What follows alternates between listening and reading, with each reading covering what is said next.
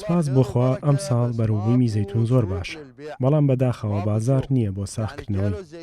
1 تۆن زەیتون بە نزیکەی $300 ئەمریکی دەفرۆشرێت. تێچۆکەشی لەسەر خۆمان نزیکەی $160. ئەمە جگە لە تێچووی بڕین و کێڵانی زەویەکە و پەیین پێداکردن.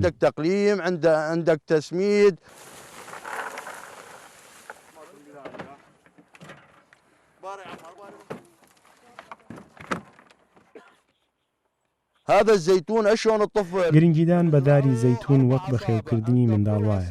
کاتێک باڵایەکی بچووکی هەیە گرنگی پێدەدەی تاکو ئەو کاتەی دارستانێک لە زەیتون دروست دەبێت. وەگەوەی ئێستا کە ئێوە دەیبینن. ئێمە لە ساڵی 1990ەوە ئەم دار زەیتونانەمان ڕواندووە و لە ساڵی 2020 داین. ئەوە تەمەنیان نزیکەی 30 ساڵە. بەڵام بەداخەوە کڕیارمان نییە و باخەوانەکان بەردەوام زیانیان بەردەکەوێت. حتى الله ما يقبله. هناك الجبل أحلى. أنا معك.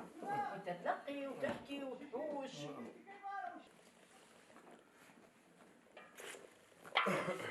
العمال يجيبوا لنا الزيتون. کرێکارەکان زەیتونەکانمان بۆ دەهێنن.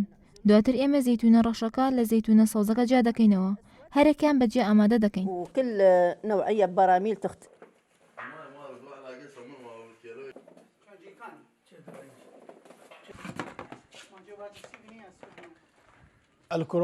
بڵاوبوونەوەی ڤایرۆسی کۆرۆنا کاریگەری زۆر خراپی لەسەر ئیشەکانمان دروست کردووە.